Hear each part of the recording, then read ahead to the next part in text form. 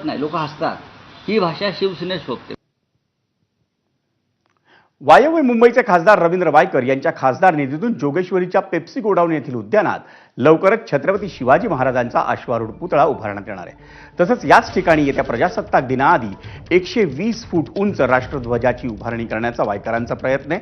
या संदर्भात मुंबई उपनगर जिल्हाधिकारी यांच्या वतीनं 26 ऑगस्ट रोजी दुपारी 12 वाजता एक बैठक बोलावण्यात आली आहे. राज्य शासनाच्या कला संचालनालयाकडून पुतळा उभारण्यास परवानगीही देण्यात आली आहे.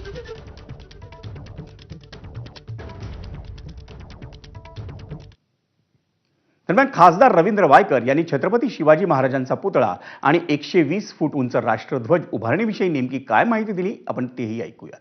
मी खासदार आहे आणि दिल्लीचं तख्त राखीतो महाराष्ट्र माझा आणि महाराष्ट्रामध्ये तिरंगा तेवढा मोठा आणि फडकावावा आणि असावा की मला देशाभिमान आहे. आणि आता तुम्हाला माहिती आहे आपण पाकिस्तानला धूळ चारलेलीच आहे आणि देशाभिमान आपल्यामध्ये आहेच आता. आणि मला केंद्रामध्ये गेल्या कारणाने केंद्राचे सर्व विषय असल्या कारणाने शिवाजी महाराज आमचे आद्य दैवत आहे, त्यांचा पुतळा आणि तो ध्वज हे दोन्ही एका ठिकाणी असावे हा मला वाटलं आणि त्या पद्धतीने मी करतोय.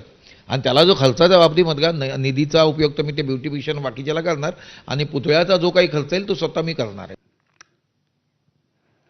पनवेल विधानसभा मतदारसंघात तब्बल 85,000 दुबार मतदार असल्याचा गंभीर आरोप शेकापचे माजी आमदार बाळाराम पाटील यांनी केला आहे.